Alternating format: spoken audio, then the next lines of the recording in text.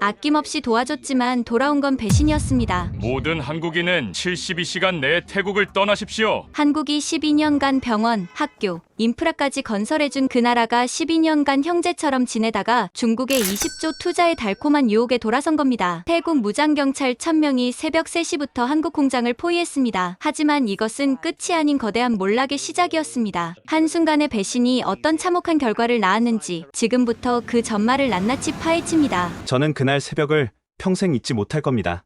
방콕 외곽 우리 집 침실에서 요란하게 울리는 휴대폰 진동음에 눈을 떴어요. 새벽 3시 25분. 화면에 뜬 이름은 박상혁 법인장이었습니다. 12년 동안 태국에서 함께 일해온 그가 이 시간에 전화를 한다는 건 심상치 않은 일이었죠. 태진아, 지금 당장 공장으로 와. 큰일 났다. 목소리가 떨리고 있었어요.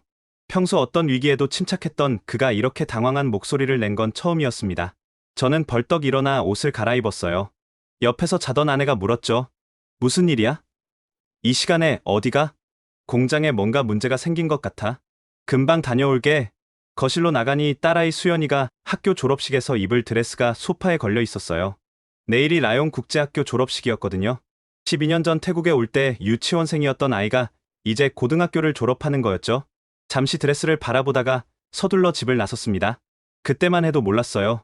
딸아이가 그 드레스를 입지 못할 거라는 걸요. 집에서 공장까지는 평소 30분 거리인데 새벽이라 15분 만에 도착했어요. 그런데 공장 입구에 다다르자 믿기 힘든 광경이 펼쳐져 있었습니다. 태국 경찰차 수십 대가 공장을 에워싸고 있었고 무장 경찰 1000명이 정문을 봉쇄하고 있었어요. 새벽 어둠 속에서 빨간색과 파란색 경광등이 미친 듯이 돌아가고 있었죠. 저는 차에서 내려 정문으로 뛰어갔습니다. 경찰이 저를 막아섰어요. 출입 금지입니다. 저는 여기 법무 담당 변호사입니다. 무슨 일이죠? 경찰은 무전기로 뭔가를 확인하더니 저를 안으로 들여보냈어요. 공장 마당을 가로질러 본관 건물로 들어가니 회의실에 이미 한국인 임원들이 모여 있었습니다.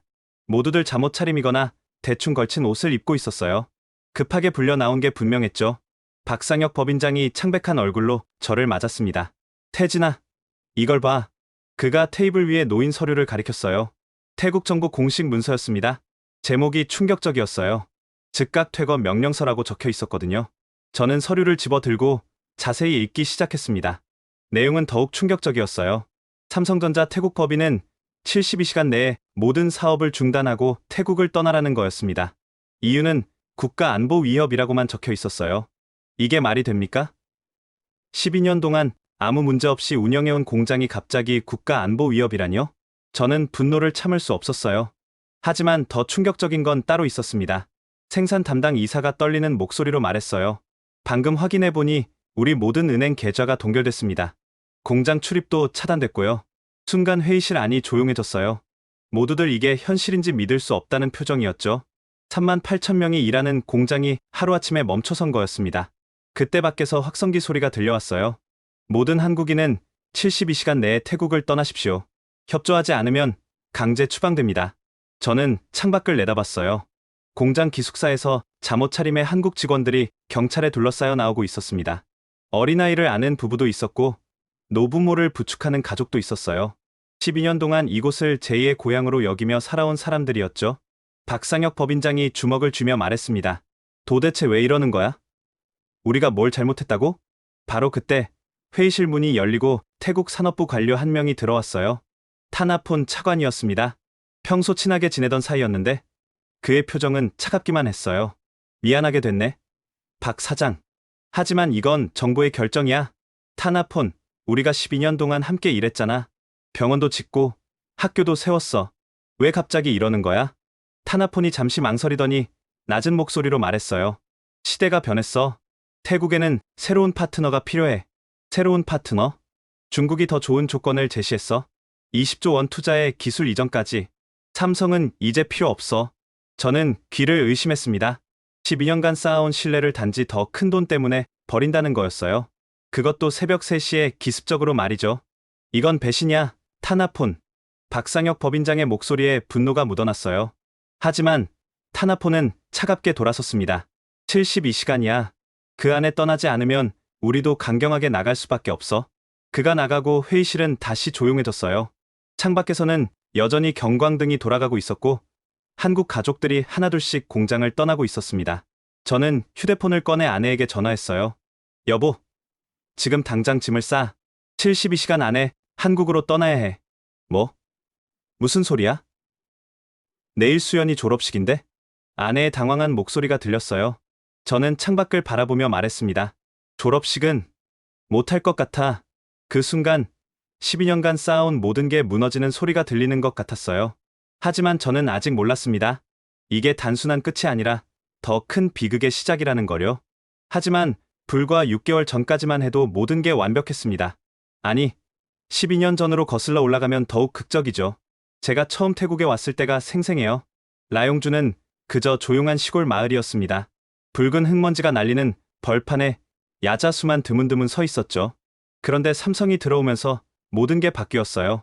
제가 통역을 맡았던 기공식 날을 잊을 수 없습니다. 태국 왕실에서 직접 나오셨어요. 마, 와치랄롱권 국왕이 직접 삽을 들고 첫 삽을 뜨셨죠. 그때 국왕이 박상혁 법인장 손을 잡으며 하신 말씀이 아직도 귀에 서네요. 삼성은 단순한 외국 기업이 아닙니다. 태국의 미래를 함께 만들어갈 동반자입니다. 그 약속은 진짜였어요. 삼성은 단순히 공장만 지은 게 아니었거든요. 공장 착공 6개월 만에 놀라운 발표를 했습니다. 삼성 희망병원을 짓겠다는 거였어요. 300병상 규모의 종합병원을 완전 무료로 운영하겠다고 했죠. 지역 주민들은 처음엔 믿지 않았어요. 외국 기업이 왜 돈도 안 되는 병원을 짓냐고 했죠. 하지만 1년 후 병원이 완공되고 정말로 무료 진료가 시작되자 모두가 놀랐습니다. 가난한 농부도 불법 체류자도 차별 없이 치료받을 수 있었어요. 병원장으로 온정혜원 박사를 처음 만났을 때가 기억나요? 서울대병원에서 스카우트된 심장 전문의였는데 왜 이런 시골까지 왔냐고 물었더니 이렇게 대답했습니다. 한국 기업이 진정한 상생을 보여줄 때입니다. 이익만 추구하는 게 아니라 함께 성장하는 거죠. 그 말대로였어요. 병원 덕분에 라용주 영아 사망률이 3년 만에 절반으로 줄었습니다. 심장병으로 죽어가던 아이들이 살아났고 당뇨로 고생하던 노인들이 건강을 되찾았어요. 더 놀라운 건 삼성 기술학교였습니다. 유치원부터 고등학교까지 전 과정을 갖춘 학교를 지었는데 저소득층 자녀는 학비가 완전 무료였어요. 게다가 교육 수준이 방콕 최고 사립학교와 맞먹었습니다. 한국에서 파견된 교사들이 수학과 과학을 가르쳤고 영어 원어민 교사도 30명이나 있었죠. 제 딸 수연이도 그 학교를 다녔어요. 태국 아이들과 한국 아이들이 함께 공부하고 친구가 되는 모습이 정말 아름다웠습니다. 학교 축제 때는 한국 전통 공연과 태국 전통 공연이 함께 열렸어요. 진정한 문화 교류의 장이었죠. 삼성은 기술 이전에도 적극적이었습니다. 태국 협력업체 800곳의 핵심 기술을 무상으로 제공했어요. 품질 관리부터 생산 공정까지 한국에서 수십 년간 축적한 노하우를 아낌없이 나눠줬죠. 덕분에 태국 부품업체들의 기술력이 눈에 띄게 향상됐습니다. 아난다라는 부품업체 사장을 인터뷰한 적이 있어요. 그는 눈물을 글썽이며 말했죠. 삼성이 없었다면 우리는 여전히 단순 하청업체였을 겁니다. 이제는 독자 기술을 가진 회사가 됐어요. 경제 효과도 어마어마했습니다. 삼성 공장 하나로 라용주 전체가 살아났어요. 3만 8천 명 직접 고용의 협력업체까지 합치면 18만 개 일자리가 만들어졌습니다. 식당, 마트, 학원, 부동산까지 모든 산업이 호황을 누렸죠. 라용주 주지사가 작년 신년사에서 한 말이 인상적이었어요. 라용의 기적은 삼성과 함께 만든 것입니다. 우리는 영원한 파트너입니다. 태국 정부도 삼성을 극찬했어요. 작년 건국 기념일에는 국왕이 직접 박상혁 법인장에게 최고 훈장을 수여했습니다. 태국 발전에 기여한 공로를 인정받은 거였죠. 시상식에서 국왕이 박 법인장을 껴안는 모습이 전국에 생중계됐어요. 총리도 삼성을 방문할 때마다 찬사를 아끼지 않았습니다. 삼성은 태국 제조업의 심장입니다. 함께 4차 산업혁명을 이끌어가겠습니다. 그런 총리가 새벽 3시에 경찰을 보내 우리를 쫓아낼 줄 누가 상상했겠어요? 가장 최근 성과는 전기차 생산이었습니다. 삼성은 5천억 원을 추가 투자해서 전기차 라인을 만들었어요. 태국 정부 요청이었죠. 동남아 전기차 허브를 만들겠다는 야심찬 계획이었습니다. 첫 전기차가 나왔을 때 축제 분위기였어요. 태국에서 만든 첫 전기차라며 언론이 대서특필했죠. 그게 불과 석 달 전 일입니다. 그때 타나폰 차관이 뭐라고 했는지 아세요? 삼성과 태국의 협력은 이제 시작입니다. 앞으로 50년, 100년을 함께 갈 겁니다. 그 말을 했던 사람이 새벽에 와서 72시간 안에 떠나라고 통보한 거예요. 도대체 그 사이 무슨 일이 있었던 걸까요? 생각해보면 조짐은 있었어요. 화려한 성공 뒤에 검은 그림자가 다가오고 있었죠. 그 조짐은 약 4개월 전부터 시작됐습니다. 처음엔 사소한 소문이었어요. 중국 전기차 회사 BYD 임원들이 방콕에 자주 드나든다는 거였죠. 그때만 해도 대수롭지 않게 여겼습니다. 글로벌 기업들이 태국 시장을 살피는 건 흔한 일이니까요. 그런데 3개월 전부터 분위기가 달라졌어요. 태국 정부 고위 관료들이 중국을 비밀리에 방문한다는 첩보가 들어왔습니다. 박상혁 법인장이 저를 불러서 물었죠. 태진아, 정부 쪽에 무슨 움직임이 있는지 알아봐 줄 수 있겠나? 저는 평소 친분이 있던 산업부 과장 쏨차이를 만났어요. 그는 처음엔 어색하게 웃기만 했습니다. 맥주를 3병째 마시고 나서야 입을 열었죠. 강 변호사님, 조심하세요. 큰 변화가 올지도 몰라요.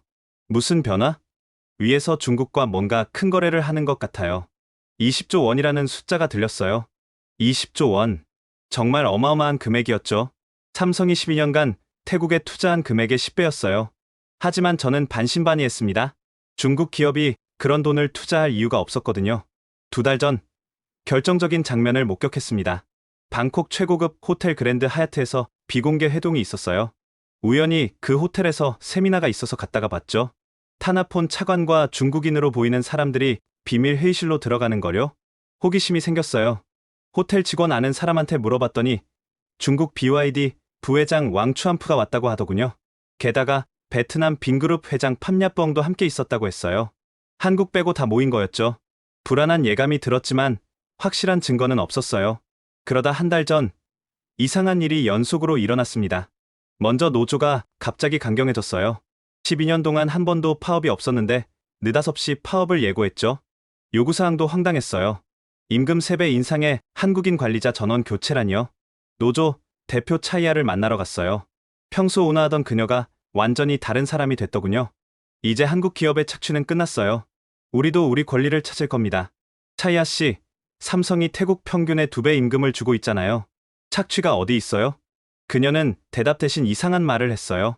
곧 더 좋은 주인이 올 거예요. 더 좋은 주인이라니? 그게 무슨 말인지 물으려는데 그녀가 자리를 떴어요. 며칠 후 더 충격적인 일이 벌어졌습니다. 태국 언론이 일제히 삼성을 공격하기 시작한 거예요.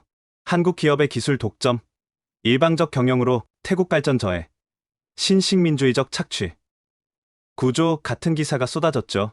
가장 충격적인 건 태국 공영방송 특집이었어요. 한국 기업의 두 얼굴이라는 제목으로 1시간짜리 고발 프로그램을 만들었더군요. 삼성이 겉으로는 병원과 학교를 지었지만 실제로는 태국의 불을 빼가고 있다는 내용이었어요. 방송을 보면서 소름이 돋았습니다. 교묘하게 편집하고 왜곡했지만 일반 시청자는 속아 넘어갈 수밖에 없었어요. 댓글은 더 가관이었죠. 한국 기업 추방하자. 우리가 너무 순진했다 같은 반응이 넘쳐났어요. 박상혁 법인장이 긴급 회의를 소집했어요. 이건 조직적인 공작이야. 누군가 의도적으로 여론을 조작하고 있어.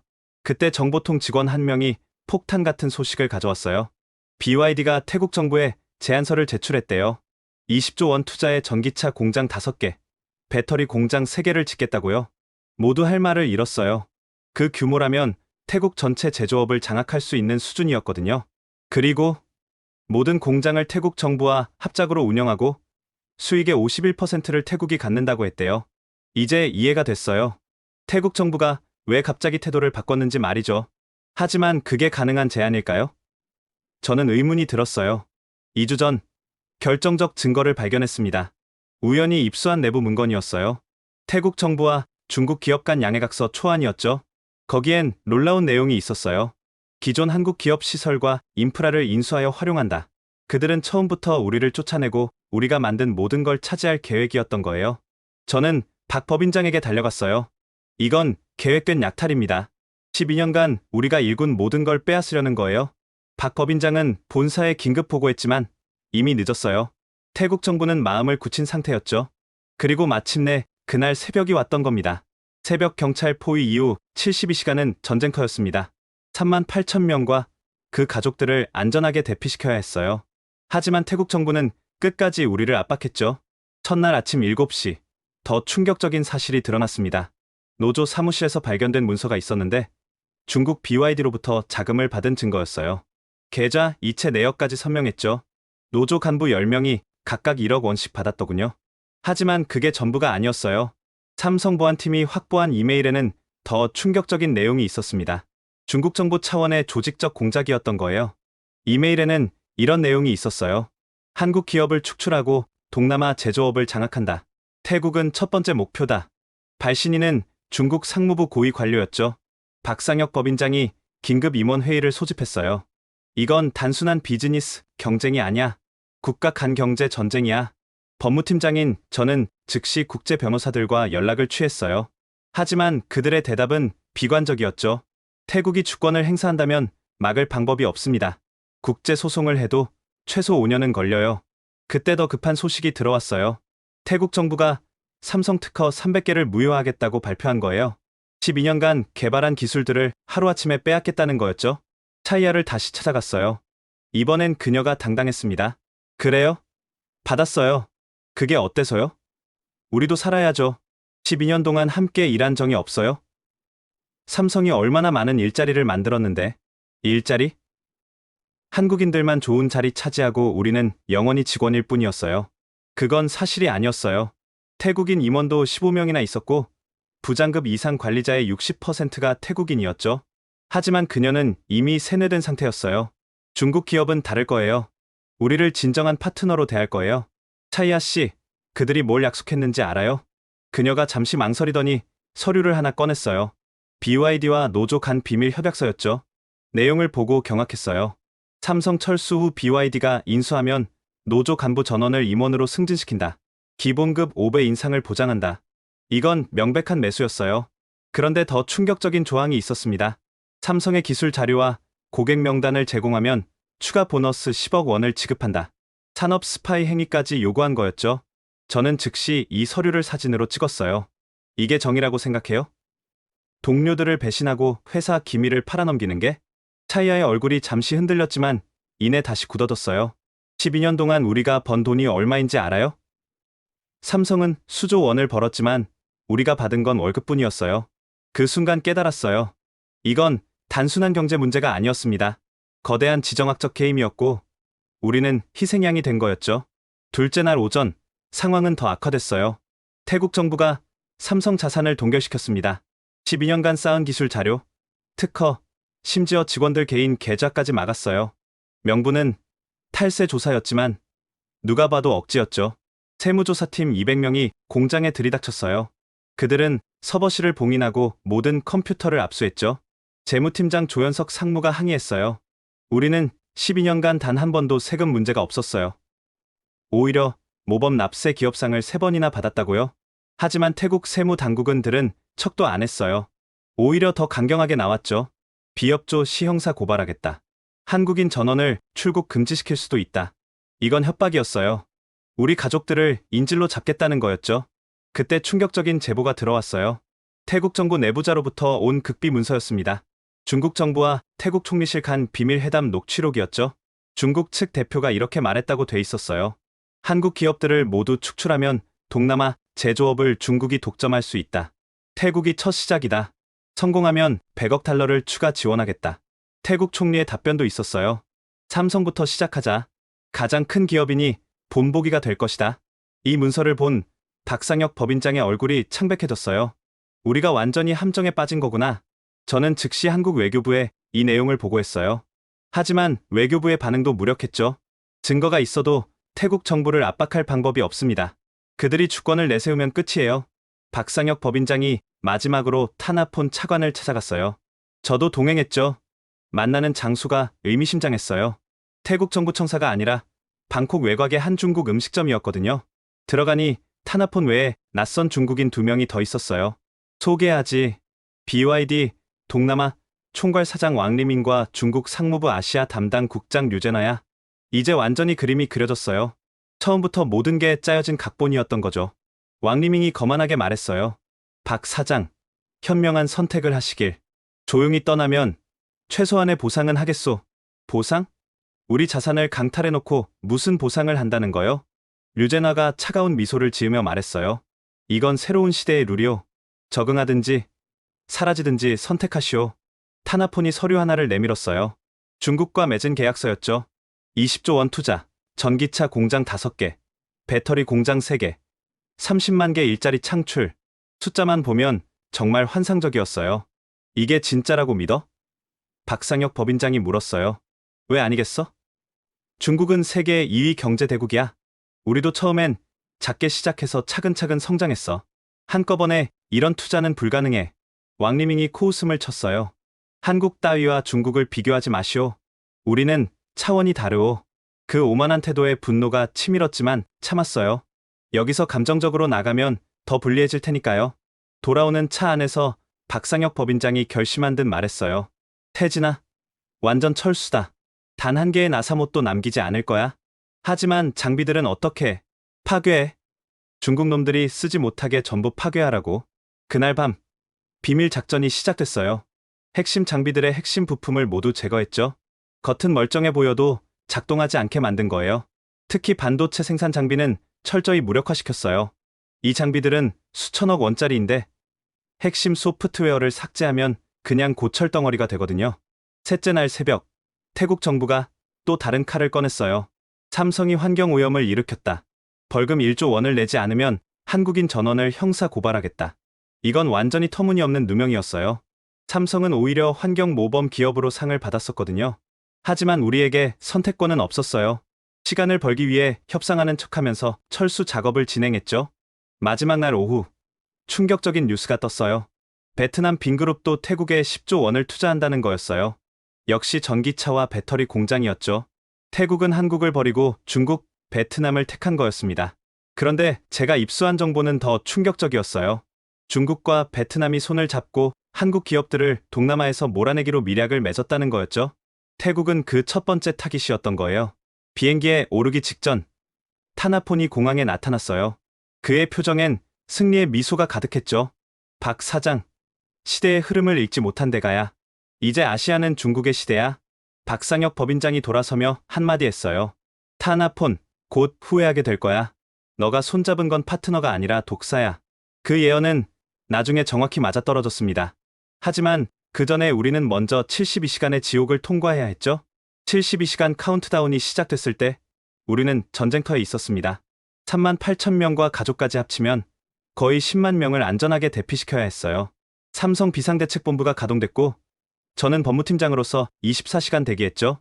한국 대사관도 비상이 걸렸어요. 김성호 대사가 직접 공장으로 왔습니다. 정부 차원에서 전세기 20대를 긴급 투입했습니다. 국민 보호가 최우선입니다. 하지만 태국 정부는 끝까지 방해했어요. 공항 이용을 제한한다며 하루 출국 인원을 5,000명으로 제한한 거였죠. 첫날 새벽 6시, 철수 작업이 시작됐어요. 가장 먼저 한 일은 핵심 기술 자료 파기였습니다. 12년간 축적한 생산 노하우, 품질 관리 매뉴얼, 설계 도면들을 모두 없애야 했어요. 서버룸은 전쟁터였어요. IT팀 직원 50명이 밤새 작업했죠. 하드디스크를 물리적으로 파괴하는 소리가 건물 전체에 울렸습니다. 기술팀장 김재욱 상무가 한숨을 쉬며 말했어요. 12년 공든 탑이 무너지는군. 이 자료들이 있으면 태국 제조업이 10년은 앞서갈 텐데. 어쩔 수 없어요. 놔두면 중국이 다 가져갈 거예요. 그때 보안팀으로부터 긴급 연락이 왔어요. 중국 산업 스파이로 추정되는 사람들이 공장 주변을 배회한다는 거였죠. 그들은 드론까지 띄워서 내부를 촬영하려 했어요. 박상혁 법인장이 단호히 지시했어요. 레이저 포인터로 드론을 떨어뜨려. 그리고 분쇄기 속도를 2배로 높여. 파쇄기가 쉴 새 없이 돌아갔어요. 수만 장의 문서가 가루가 됐죠. 특히 차세대 전기차 배터리 기술 자료는 3번 분쇄한 후 소각했어요. 그 가치만 수조 원에 달하는 자료였죠. 오전 10시, 가족 대피가 시작됐습니다. 학교에 스쿨버스 50대가 대기했어요. 아이들은 영문도 모른 채 버스에 올랐죠. 삼성학교 교실에서 마지막 수업을 하던 김민정 선생님의 모습이 잊히지 않아요. 칠판에 한글로 안녕이라고 쓰고 있었죠. 태국 아이들이 따라 쓰며 울고 있었어요. 선생님, 정말 내일 안 와요? 미안해. 선생님도 가야 해. 한 태국 학생이 손편지를 건넸어요. 삐뚤빼뚤한 한글로 선생님 사랑해요. 잊지 마세요라고 적혀 있었죠.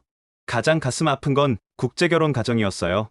한국인 남편과 태국인 아내 사이에서 갈등이 터졌죠. 정비팀 김상철 대리는 태국인 아내 쏨싹과 공항에서 이별해야 했어요. 아내는 부모님을 두고 갈 수 없다고 했죠. 여보, 나중에 꼭 데리러 올게. 거짓말하지 마요. 다시는 안 올 거잖아요. 5살 딸아이가 엄마와 아빠 사이에서 울고 있었어요. 결국 아이는 아빠를 따라 한국행 비행기에 올랐죠. 쏨싸기 게이트 밖에서 오열하는 모습이 지금도 눈에 선해요. 오후 2시, 병원 철수가 시작됐습니다. 이게 가장 어려웠어요. 입원 환자 200명을 다른 병원으로 옮겨야 했거든요. 중환자실에 있던 교통사고, 환자 1명은 이송 중 상태가 위독해졌어요. 삼성병원 의료진이 앰뷸런스 안에서 필사적으로 심폐소생술을 했죠. 다행히 살렸지만 앞으로 누가 이들을 돌볼지 걱정이었어요. 심장 수술을 앞둔 10살 소년 누안의 아버지가 정혜원 박사를 붙잡고 울었어요. 선생님만 믿었는데 이제 우리 아이는 어떻게 해요? 정 박사가 자기 사비로 수술비를 지원하겠다고 했지만 태국에는 소아 심장 전문의가 없었어요. 의료 장비 반출도 문제였어요. 수천억 원짜리 MRI, CT 스캔, 수술 로봇을 두고 가야 했습니다. 정 박사가 MRI 기계를 쓰다듬으며 말했어요. 이걸로 수만 명을 살렸는데 이제 중국 기업이 가져가겠지. 기계를 못 쓰게 만들 수는 없나요? 의료 장비는 달라요. 언젠가 다른 환자를 살릴 수도 있잖아요. 그녀의 의사로서의 양심이 느껴졌어요. 저녁 8시, 공장 생산 라인이 멈췄습니다. 12년 만에 처음이었어요. 컨베이어 벨트가 멈추자 공장 전체가 무덤처럼 조용해졌죠. 태국인 노동자들 중 많은 이들이 마지막까지 한국 직원들을 도왔어요. 20년간 함께 일한 태국인 기술자 위라퍼시 울면서 말했어요. 저는 끝까지 여기 남아서 장비 관리하겠습니다. 언젠가 삼성이 돌아올 때를 위해서요. 하지만 그건 불가능한 일이었죠. 태국 정부가 모든 자산을 압류할 테니까요. 밤 11시, 비밀 작전이 시작됐어요. 핵심 장비들의 CPU와 메모리를 모두 제거하는 작업이었죠. 겉은 멀쩡해 보여도 작동하지 않게 만든 거예요. 특히 반도체 생산 장비는 철저히 무력화시켰어요. 핵심 소프트웨어를 삭제하고 라이선스 키를 파기했죠. 이 장비들은 수천억 원짜리인데 이제 그냥 고철덩어리가 된 거예요. 중국 스파이들이 이를 눈치챘는지 새벽 2시에 공장 담을 넘으려 했어요. 보안팀과 충돌이 벌어졌고 경찰이 출동하는 소동이 있었죠. 둘째 날 새벽, 한국 정부 특별기가 도착했어요. 여성과 어린이를 우선 대피시키는 군 수송기였죠. 공군 조종사가 말했어요. 대한민국 공군입니다. 국민 여러분을 안전하게 모시겠습니다. 그 말에 많은 사람들이 울었어요. 국가가 우리를 버리지 않았다는 안도감이었죠. 오전 11시, 한국인 학생 300명이 졸업장도 못 받고 학교를 떠났어요. 수연이가 교실에 마지막 인사를 하고 있었어요. 안녕, 내 책상아. 안녕, 내 사물함아. 친구들과 찍은 사진을 책상에 두고 가는 아이들도 있었어요. 12년의 추억을 다 가져갈 수는 없으니까요. 오후 3시, 더 큰 문제가 터졌어요. 태국 정부가 한국인 임원 10명을 출국 금지시킨 거예요. 탈세 혐의를 조사한다는 명목이었죠. 김성호 대사가 직접 태국 외무부를 찾아갔어요. 이건 명백한 인권 침해입니다. 국제사회가 가만히 있지 않을 겁니다. 4시간의 협상 끝에 겨우 출국 허가를 받았어요. 대신 보석금 100억 원을 내야 했죠. 저녁 7시 협력업체 대표들이 찾아왔어요. 그들도 곧 망할 거라는 걸 알고 있었죠. 부품업체 사장 안 한다가 박상혁 법인장 손을 잡고 울었어요. 20년 동안 함께했는데 이렇게 끝나다니. 미안하오. 우리도 어쩔 수 없소. 삼성이 없으면 우리도 끝입니다. 직원 3,000명이 길거리에 나앉아요. 박 법인장이 봉투를 하나 건넸어요. 퇴직금이라도 주라는 의미였죠. 셋째 날, 마지막 탈출이 시작됐어요. 공항은 전쟁터였죠. 10,000명이 동시에 몰렸거든요. 체크인 카운터 앞은 짐 더미로 산을 이뤘어요. 12년 삶을 가방 2개에 담아야 했으니까요. 버려진 짐들이 산더미처럼 쌓였죠. 가족 사진, 아이들 장난감, 추억이 담긴 물건들. 태국인 직원 수백 명이 공항까지 배웅 나왔어요. 그들은 한국 국기를 들고 고맙습니다, 미안합니다를 외쳤죠. 청소 아주머니 말리가 김밥 도시락 100개를 만들어 왔어요. 한국 가는 길에 드세요. 마지막으로 해드리고 싶었어요. 게이트 앞에서 마지막 이별이 있었어요. 한국인과 태국인이 서로 껴안고 울었죠. 언젠가 다시 만나요. 그때까지 잘 지내요. 하지만 모두 알고 있었어요. 다시는 못 만날 거라는 거요. 오후 2시, 마지막 비행기가 이륙했어요. 저는 창가에 앉아 라용을 내려다봤죠. 12년간 제2의 고향이었던 곳이 점점 멀어졌어요. 공장 굴뚝에서 연기가 멈춘 게 보였어요. 12년 만에 처음으로 꺼진 불이었죠. 병원 옥상에 헬기장이 보였고 학교 운동장이 보였어요. 텅 빈 주차장, 텅 빈 거리. 그 순간 기내 안내방송이 나왔어요. 한국인 승무원의 목소리였죠. 승객 여러분, 오랜 타국 생활 정말 고생 많으셨습니다. 대한항공은 여러분을 안전하게 집으로 모시겠습니다. 그 말에 기내가 울음바다가 됐어요. 억울함, 분노, 슬픔이 한꺼번에 터져 나왔죠. 옆자리 아주머니가 흐느끼며 말했어요. 우리가 뭘 잘못한 거예요? 12년 동안 최선을 다했는데. 비행기가 구름 위로 올라갔을 때 누군가 노래를 부르기 시작했어요. 고향의 봄이었죠. 하나둘씩 따라 부르더니 결국 기내 전체가 합창이 됐어요. 나의 살던 고향은, 하지만 많은 이들에게 고향은 이제 라용이었어요. 그곳에서 아이를 낳고 키우고 꿈을 꾸었으니까요. 비행기가 한국 영공에 들어왔을 때 기장이 특별 방송을 했어요. 승객 여러분, 대한민국입니다. 집에 오신 것을 환영합니다. 창밖으로 서해가 보였어요. 우리나라 바다였죠. 하지만 가슴 한구석은 여전히 라용에 남아 있었어요. 일주일 후 예상했던 도미노가 시작됐습니다. 처음엔 작은 균열이었어요. 삼성의 부품을 납품하던 작은 업체들부터 무너지기 시작했죠. 방콕에서 온 소식이었어요. 프레스 부품을 만들던 티파트사가 부도났다는 거였죠.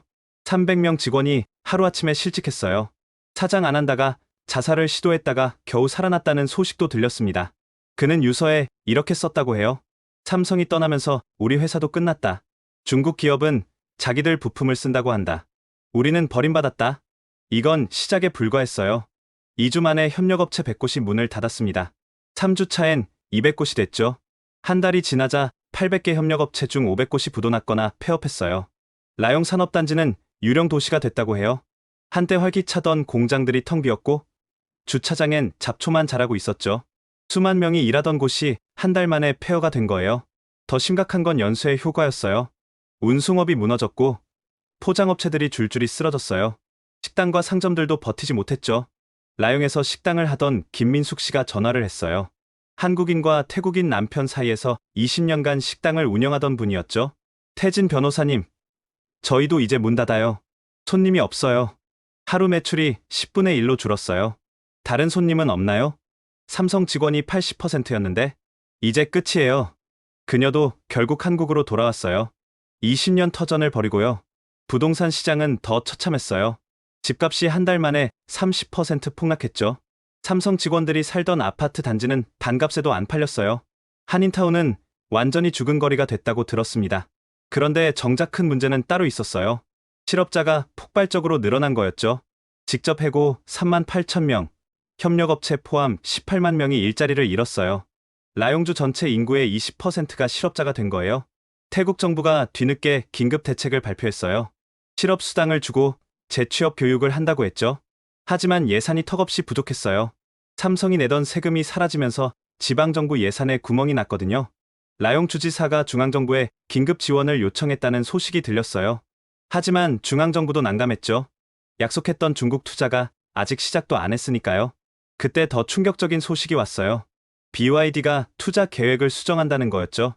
20조 원을 5조 원으로 줄이고 공장도 5개에서 1개로 축소한다고 발표했어요. 이유는 글로벌 경제 불확실성이었죠. 타나폰 차관이 베이징까지 날아가서 항의했다고 해요. 하지만 중국 측 대답은 차가웠죠. 시장 상황이 변했어요. 재검토가 필요합니다. 베트남 빈그룹은 아예 투자를 철회했어요. 태국 시장이 불안정하다는 게 이유였죠. 태국 언론이 이제서야 진실을 보도하기 시작했어요. 삼성 철수한 달, 라용 경제 붕괴, 18만 실업 대란, 중국 투자, 약속 물거품 같은 제목이 일면을 장식했죠. 댓글도 완전히 바뀌었어요. 정부가 미쳤다. 삼성 돌아와라. 우리가 속았다 같은 반응이 쏟아졌죠. 그런데 가장 비극적인 건 병원이었어요. 삼성 희망병원이 문을 닫으면서 의료 공백이 생긴 거였죠. 응급실이 사라지면서 응급 환자들이 방콕까지 2시간을 달려가야 했어요. 그 과정에서 3명이 사망했다는 소식이 들렸습니다. 출산 중 산모가 위험에 빠졌는데 제때 치료받지 못해 아기를 잃었다는 안타까운 소식도 있었어요. 학교 상황도 심각했어요. 삼성학교 3,000명 학생들이 갈 곳을 잃었죠. 공립학교는 정원이 차서 받아주지 못했고 사립학교는 너무 비쌌어요. 결국 많은 아이들이 학업을 중단했다고 들었습니다. 2달이 지났을 때 라용주 경제 지표가 발표됐어요. 지역 총생산 30% 감소, 실업률 25%, 세수 40% 감소, 도시 하나가 완전히 무너진 거였죠. 그제서야 태국 정부가 당황하기 시작했어요. 석 달이 지났을 때 라용은 완전히 다른 도시가 됐다고 들었습니다. 현지에 남은 한국인 특파원이 보내온 사진을 보고 충격을 받았어요. 한때 동남아 제조업 중심지였던 곳이 유령 도시로 변해 있었죠. 가장 먼저 무너진 건 의료 시스템이었어요. 삼성병원 폐쇄 후 지역 의료는 완전히 마비됐습니다. 공립병원은 원래도 열악했는데 갑자기 환자가 10배로 늘어나니 감당할 수 없었죠. 정혜원 박사가 한국에서 받은 편지 내용이 가슴 아팠어요. 삼성병원에서 치료받던 신장투석 환자 50명 중 8명이 사망했다는 거였죠. 다른 병원에서 제때 투석을 받지 못해서였어요. 매주 3번씩 투석받던 우리 아버지가 이제는 일주일에 한 번밖에 못 받아요. 그것도 새벽 4시부터 줄을 서야 겨우 순서가 와요. 라용에 남은 간호사 말리완이 보낸 영상통화가 잊히지 않아요. 그녀는 울면서 말했죠. 오늘도 2명이 죽었어요. 한 명은 당뇨 합병증으로 다리를 절단해야 했는데 수술비 500만 원이 없어서 포기했어요. 삼성병원에선 무료였는데 결국 폐혈증으로 죽었어요. 더 안타까운 건 소아과였어요. 전문 소아과 의사가 없어서 아픈 아이들이 방콕까지 가야 했는데 그 과정에서 상태가 악화된 경우가 많았다고 해요. 생후 6개월 된 아기가 폐렴으로 죽은 사건이 전국적인 뉴스가 됐어요. 부모가 오토바이에 아기를 안고 방콕까지 3시간을 달렸지만 결국 병원 도착 10분 전에 아기가 숨을 거뒀다고 해요. 아버지가 병원 앞에서 오열하는 모습이 방송을 탔죠. 삼성병원만 있었어도 우리 아기가. 임산부들의 상황은 더 비참했어요. 산부인과가 사라지면서 집에서 출산하는 경우가 늘었고 산모 사망률이 5배나 증가했다고 해요. 유엔 보건기구에서 조사팀을 파견할 정도로 심각한 상황이었죠. WHO 조사관이 작성한 보고서가 유출됐는데 내용이 충격적이었어요. 라용의 의료 수준은 10년 전으로 후퇴했다. 영아 사망률은 개발도상국 평균을 넘어섰고 전염병 발생 위험이 매우 높다. 학교 붕괴도 심각했습니다. 삼성학교가 문을 닫자 3,000명 학생이 흩어졌어요. 부유한 집 아이들은 방콕 국제학교로 전학 갔지만 대부분은 갈 곳이 없었죠. 15살 솜차이라는 학생이 페이스북에 올린 글이 화제가 됐어요. 삼성학교에서 엔지니어 꿈을 키웠는데 이제 다 끝났어요. 아빠는 실직했고 학교도 없어졌어요. 미래가 사라졌어요. 더 충격적인 건 그의 한 달 후 포스팅이었어요. 이제 학교 대신 시장에서 야채 팔아요. 공부는 포기했어요. 꿈도 포기했어요. 이 글이 태국 전역에 퍼지면서 여론이 완전히 뒤집혔죠. 삼성학교 교사였던 위라펀 선생님이 인터뷰에서 한 말이 가슴을 찔렀어요. 매일 아이들이 찾아와요. 언제 학교 다시 열어주냐고. 공부하고 싶다고. 하지만 저도 이제 택시 운전을 해요. 먹고 살아야 하니까. 청소년 범죄가 급증한 것도 문제였어요. 학교를 그만둔 아이들이 거리를 떠돌면서 절도, 폭력 사건이 3배나 늘었다고 해요. 마약에 손대는 청소년도 급증했죠. 라용 경찰서장이 한 고백이 충격적이었어요. 삼성학교 출신 아이가 절도로 잡혀왔어요. 영어도 잘하고 똑똑한 아이였는데 배가 고파서 훔쳤다고 하더군요. 상권 붕괴는 도미노처럼 이어졌어요. 먼저 대형마트들이 철수했습니다. 테스코, 빅시 같은 대형 유통업체들이 라용 지점을 폐쇄했죠. 매출이 70% 급감했다는 게 이유였어요. 전통시장은 더 처참했어요. 상인 80%가 폐업했다고 해요. 30년간 과일 가게를 하던 니폰 아저씨는 인터뷰에서 울먹였죠. 삼성 덕분에 부자는 아니어도 행복했어요. 딸도 대학 보냈고 집도 샀어요. 이제 손님도 없고 희망도 없어요. 딸은 학교 그만뒀고 집은 은행에 넘어갔어요. 커피숍을 운영하던 젊은 부부의 이야기도 안타까웠어요. 삼성 직원들이 주 고객이었는데 이제는 하루에 손님이 5명도 안 온다고 했죠. 결국 부부는 이혼했어요. 경제적 어려움이 가정까지 파괴한 거였죠. 부동산 시장은 완전히 얼어붙었습니다. 집값이 60% 폭락했는데도 거래가 없었어요. 삼성 직원들이 살던 고급 콘도는 70% 할인해도 안 팔렸죠. 한 부동산 중개인의 자살 소식이 충격을 줬어요. 빚더미에 앉아 결국 극단적 선택을 한 거였죠. 유서에는 이런 말이 있었다고 해요. 삼성이 떠난 후 단 한 건도 거래가 없었다. 더 버틸 수 없다. 더 큰 문제는 라용에서 시작된 붕괴가 태국 전체로 확산되기 시작했다는 거예요. 삼성이 차지했던 수출 비중이 워낙 컸거든요. 태국 자동차 수출의 30%가 사라지면서 무역수지가 악화됐죠. 태국 중앙은행이 긴급 금리 인하를 단행했지만 효과는 미미했어요. 오히려 바트화 가치가 폭락하면서 수입 물가가 치솟았죠. 라용시청 앞에서 벌어진 집단 시위가 폭력 사태로 번졌어요. 실직자 3만 명이 모여 정부 지원을 요구했는데 경찰과 충돌하면서 100명이 넘게 다쳤죠. 시위대 중 한 명이 외친 말이 뉴스 헤드라인이 됐어요. 우리가 삼성을 쫓아냈나? 정부가 쫓아낸 거잖아. 이제 책임져라. 사회 안전망도 무너졌어요. 절도와 강도 사건이 하루 평균 50번씩 발생했고, 살인 사건도 전년 대비 3배 증가했죠. 부유층들은 방콕으로 이사 갔고, 가난한 사람들만 남았어요. 라용 시민 김정숙 씨가 보낸 편지가 가슴 아팠어요. 한국인과 결혼한 태국 여성이었죠. 남편은 한국으로 먼저 갔고, 저는 부모님 때문에 남았어요. 이제 라용은 지옥이에요. 밤에는 무서워서 나가지도 못해요. 언니네 가게는 강도 맞았고, 조카는 학교도 못 가요. 주식시장도 폭락했어요. 태국 증시가 한 달 만에 20% 하락했고, 특히 제조업 관련주는 반토막이 났죠. 국제 신용평가사들이 태국 신용등급을 한 단계 강등했어요. 투자 부적격 직전 등급이었죠. 이유는 제조업 기반 붕괴와 정책 신뢰도 하락이었어요. IMF 조사단이 태국을 방문했을 때 라용을 시찰한 후 작성한 보고서가 유출됐어요. 라용은 잘못된 경제 정책이 가져올 수 있는 최악의 시나리오를 보여준다. 한 도시가 완전히 붕괴하는 과정을 목격했다. 그런데 가장 충격적인 건 기술 인력 유출이었어요. 삼성에서 훈련받은 엔지니어 5,000명이 다른 나라로 떠났다는 거예요. 말레이시아 페낭으로 간 엔지니어 프라윕의 인터뷰가 화제가 됐어요. 태국에는 미래가 없어요. 기술을 배워도 쓸 곳이 없고 발전 가능성도 없어요. 말레이시아에서는 제 기술을 인정해주고 2배 월급을 줘요. 인도네시아, 필리핀 기업들도 태국 엔지니어들을 대거 스카우트했죠. 태국이 10년간 키운 기술 인재들이 한순간에 다 빠져나간 거예요. 태국 공과대학 교수가 한 말이 인상적이었어요. 삼성이 떠나면서 기술만 사라진 게 아니에요. 기술을 배우려는 열정, 혁신 문화, 품질에 대한 자부심이 다 사라졌어요. 이제 우리 학생들도 태국에서 엔지니어가 되려 하지 않아요. 6개월이 지났을 때 라용주 예산이 바닥났다는 뉴스가 나왔어요. 공무원 급여도 제때 못 준다고 했죠. 도로 보수, 가로등 교체 같은 기본 행정도 중단됐어요. 쓰레기 수거가 중단되면서 거리에 악취가 진동했고 전염병 우려까지 제기됐어요. 유엔이 긴급 구호품을 보낼 정도로 상황이 악화됐죠.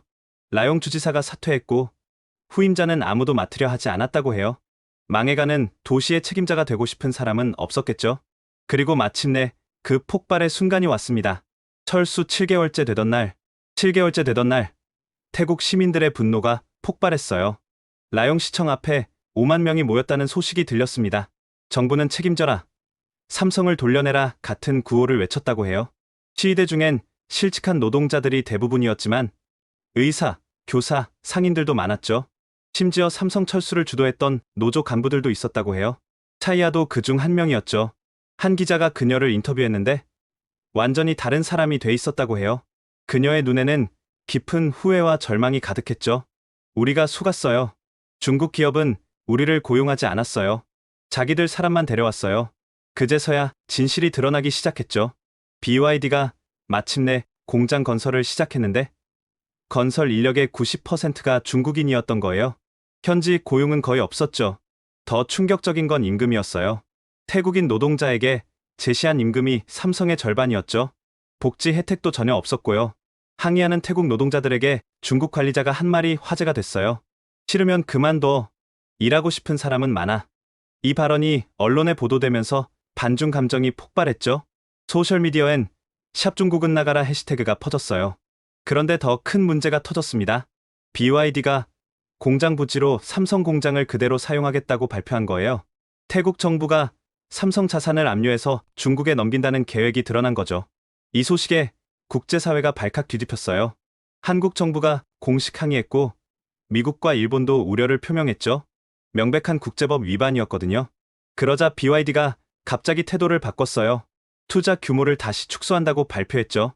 5조 원에서 1조 원으로 줄이고 공장도 소규모 조립 공장 하나만 짓겠다고 했어요. 타나폰 차관이 또 베이징으로 날아갔지만 소용없었어요. 중국 측은 차갑게 대했죠. 약속. 비즈니스에 영원한 약속은 없어요. 베트남 빈그룹은 아예 연락이 끊겼다고 해요. 투자 철회를 공식화하지도 않고 그냥 잠수를 탄 거죠. 태국 정부는 완전히 궁지에 몰렸어요. 삼성은 떠났고 중국 투자는 허언이었고 경제는 붕괴했고 시민들은 분노했죠. 그때 또 충격적인 일이 벌어졌어요. 삼성이 인도네시아에 30조 원 투자를 발표한 거예요. 태국에 있던 생산 라인을 모두 인도네시아로 옮기고 거기에 추가 투자까지 한다는 내용이었죠. 인도네시아 대통령이 직접 나와서 환영사를 했어요. 삼성 같은 파트너를 얻게 돼 영광입니다. 우리는 절대 실망시키지 않을 것입니다. 이 장면이 태국에 생중계되면서 시민들의 분노는 극에 달했어요. 우리가 버린 걸 인도네시아가 가져갔다는 자괴감이 퍼졌죠. 태국 언론들이 일제히 정부를 비판하기 시작했어요. 역사상 최악의 경제 정책, 국가적 자해 행위, 배신의 대가 같은 제목이 연일 일면을 장식했죠. 야당은 총리 탄핵을 요구했고 여당 내에서도 반발이 터져 나왔어요. 타나폰 차관은 결국 사퇴했죠.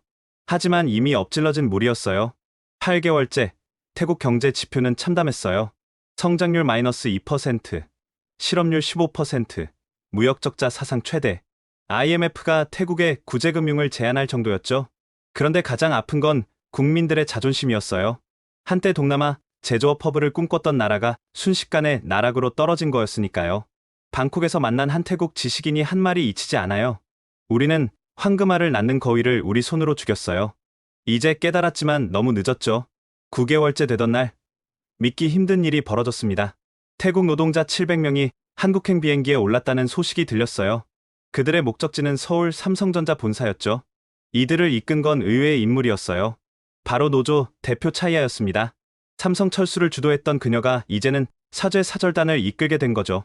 그들이 김포공항에 도착했을 때 한국 언론이 대거 몰렸어요. 차이아가 공항에서 첫마디를 하는 순간 울음을 터뜨렸다고 해요. 우리가 큰 죄를 지었습니다. 용서를 구하러 왔어요. 700명은 모두 한복을 입고 있었어요. 태국에서 어렵게 구했다고 하더군요. 그들은 공항에서부터 삼성 본사까지 버스로 이동했는데 차창 밖을 보며 계속 울었다고 해요. 삼성 서초사옥 앞에 도착한 것은 오전 10시였습니다. 그들은 일제히 무릎을 꿇었어요. 콘크리트 바닥이었는데도 망설임이 없었죠. 맨 앞줄엔 차이아를 비롯한 노조 간부들이 있었고 그 뒤론 일반 노동자들 그리고 실직한 협력업체 직원들이 있었어요. 심지어 자녀를 데려온 사람들도 있었죠. 차이아가 마이크를 잡고 떨리는 목소리로 말하기 시작했어요.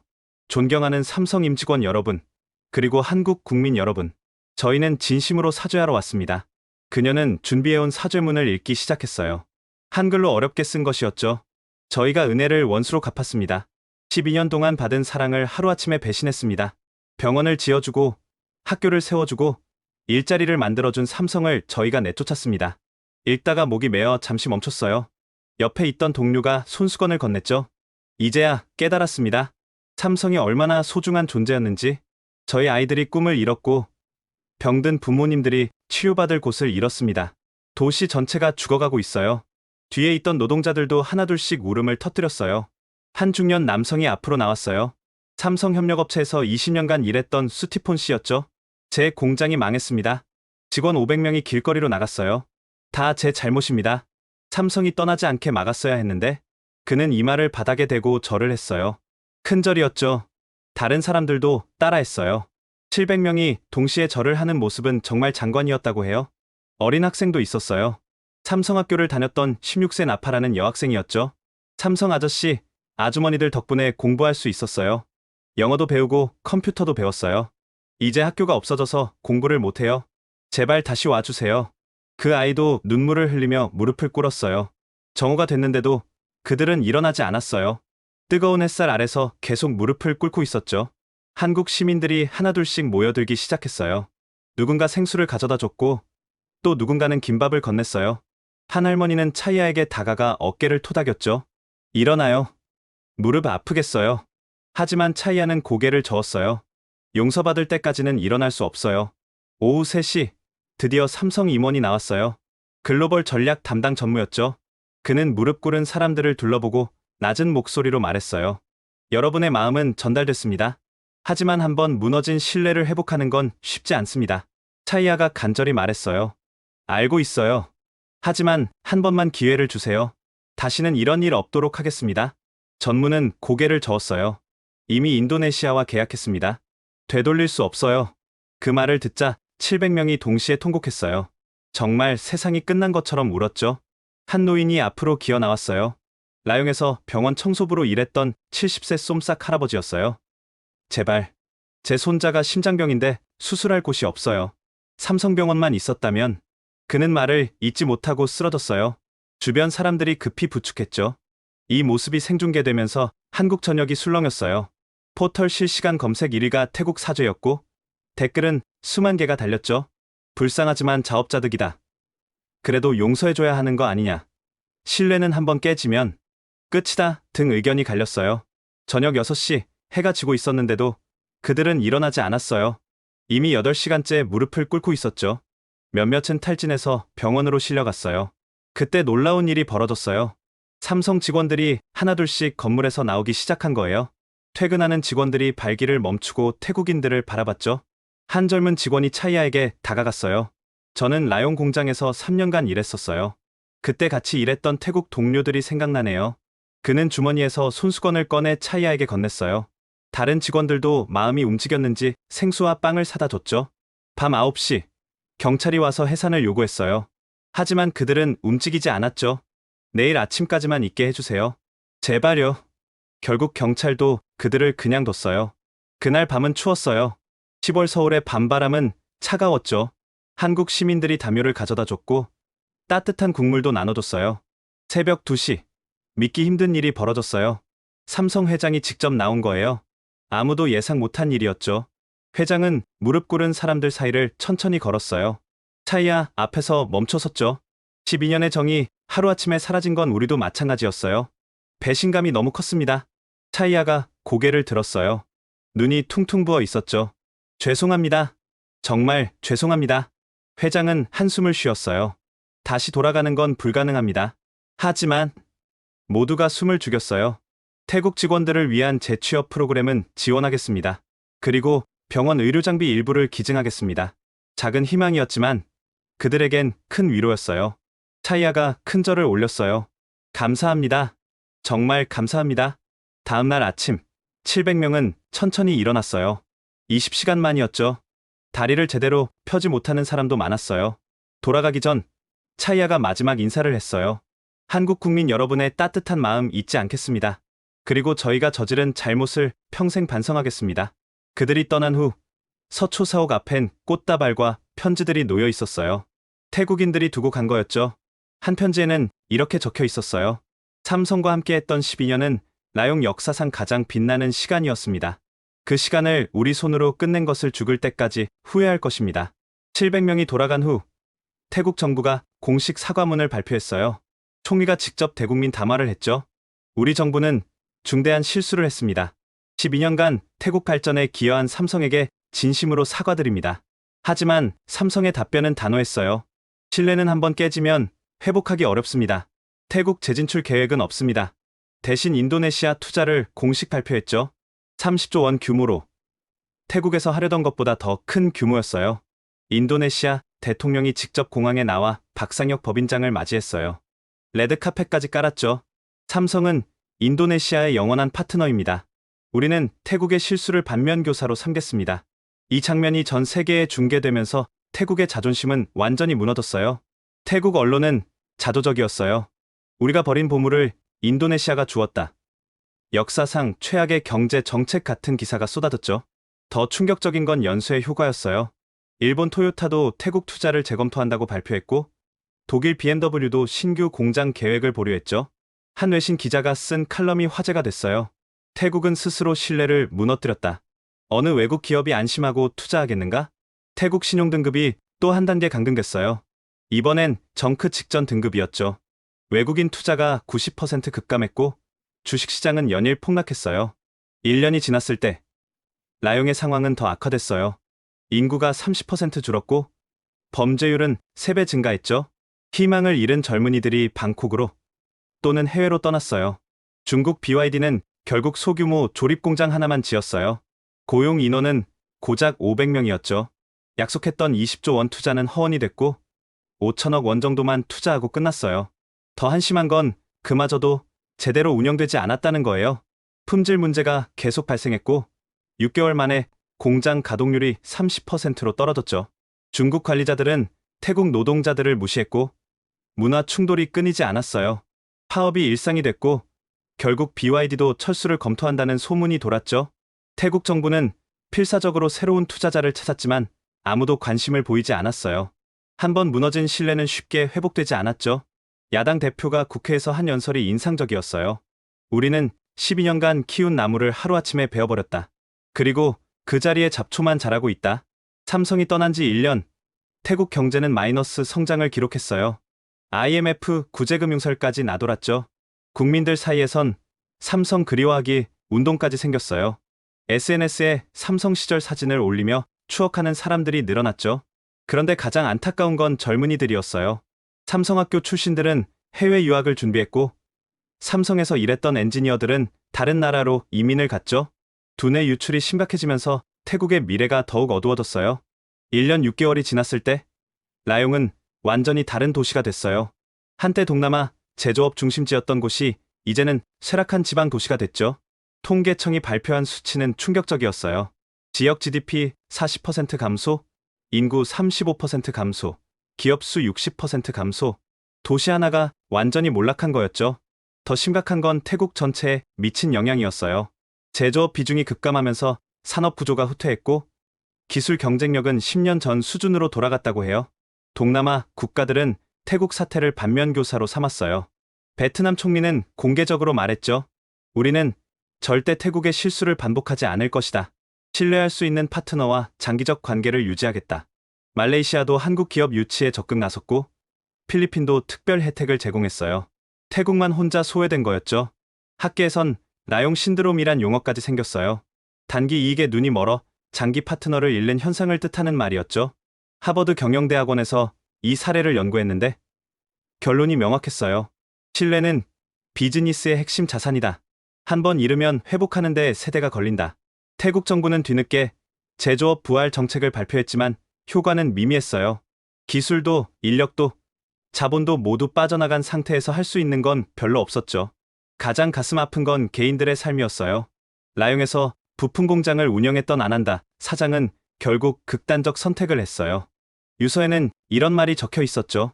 삼성과 함께 성장한 20년이 한순간에 물거품이 됐다. 더 살 이유가 없다. 삼성병원에서 간호사로 일했던 수다는 방콕 사립병원에 취직했지만 적응하지 못했어요. 그때처럼 보람 있는 일은 다시 없을 것 같아요. 가난한 사람들을 무료로 치료하던 그 시절이 그립습니다. 삼성학교 졸업생들은 대부분 해외로 나갔어요. 그들은 태국의 미래가 없다고 판단한 거였죠. 국제사회의 평가도 냉정했어요. 파이낸셜 타임스는 이렇게 썼죠. 태국은 스스로 기적을 포기했다. 이보다 어리석은 선택은 없었다. 이제 태국 사람들은 깨달았어요. 그들이 잃은 게 단순한 외국 기업이 아니었다는 걸, 함께 꿈꾸고 성장할 수 있는 파트너를 잃은 거였죠. 하지만 후회해도 소용없었어요. 시간은 되돌릴 수 없으니까요. 제가 CNN과 인터뷰하기로 결심한 건 진실을 알려야 한다는 책임감 때문이었어요. 세계가 이 사건의 진짜 의미를 알아야 했죠. 스튜디오에 앉았을 때 앵커가 물었어요. 당신은 모든 걸 목격했습니다. 누가 잘못한 겁니까? 저는 숨을 깊이 들이쉬고 답했어요. 처음엔 저도 혼란스러웠어요. 하지만 이제는 명확합니다. 신뢰를 저버린 쪽이 잘못한 거죠. 태국 정부 말입니까? 단순히 정부만의 문제가 아니에요. 탐욕에 눈이 멀어 진짜 가치를 못 본 거죠. 삼성은 이익만 추구한 게 아니라 진정한 동반 성장을 실천했어요. 제가 준비한 자료들을 보여줬어요. 병원, 학교, 기술 이전 현황들이었죠. 이게 착취입니까? 이게 식민주의입니까? 앵커도 놀란 표정이었어요. 그런데 왜 태국은 삼성을 내쫓았죠? 더 큰 돈에 눈이 멀었어요. 중국이 제시한 환상적 숫자에 현혹된 거죠. 하지만 그건 신기루였습니다. 인터뷰가 방송된 후 전 세계적 반향이 일었어요. 특히 개발도상국들이 주목했죠. 인도 정부는 즉시 한국 기업들에 러브콜을 보냈고, 브라질도 특별 투자 인센티브를 발표했어요. 반면 중국 기업들의 이미지는 크게 실추됐죠. 빈 약속만 하고 실행하지 않는다는 인식이 퍼졌어요. 한국 기업들의 위상은 오히려 높아졌어요. 약속을 지키고 진정성 있게 상생한다는 평가를 받았죠. 삼성은 인도네시아에서 대성공을 거두고 있어요. 1년 만에 생산량이 2배로 늘었고, 현지 고용도 5만 명을 넘어섰죠. 인도네시아 정부는 삼성을 최고의 파트너로 선정했고, 추가 투자를 요청했어요. 박상혁 법인장이 은퇴하면서 한 말이 기억에 남아요. 태국에서의 12년이 헛되지 않았어요. 진정한 파트너십이 무엇인지 세계에 보여줬으니까요. 이제 전 세계는 알게 됐죠. 한국 기업이 추구하는 가치가 무엇인지, 그리고 그 가치가 얼마나 소중한지를. 지금까지 태국이 한국 기업을 배신한 후 겪은 참혹한 결과에 대한 강태진 변호사의 증언을 들어보셨습니다. 12년간 쌓아온 신뢰를 하루아침에 무너뜨린 대가는 너무나 컸죠. 한때 동남아 제조업 허브를 꿈꿨던 라용은 이제 쇠락한 도시가 됐고 18만 개의 일자리는 영원히 사라졌습니다. 700명이 서울까지 와서 무릎 꿇고 사죄했지만 깨진 신뢰는 돌아오지 않았죠. 이 사건은 우리에게 중요한 교훈을 남겼습니다. 진정한 파트너십의 가치, 그리고 신뢰가 얼마나 소중한 자산인지를 말이에요. 혹시 여러분 주변에도 한국 기업의 진정성을 모르는 분들이 있다면 이 영상을 꼭 공유해 주세요. 세계가 한국의 진짜 가치를 알 수 있도록 널리 퍼뜨려 주시기 바랍니다. 구독과 좋아요도 잊지 마세요. 지금까지 감동 편지함이었습니다. 감사합니다.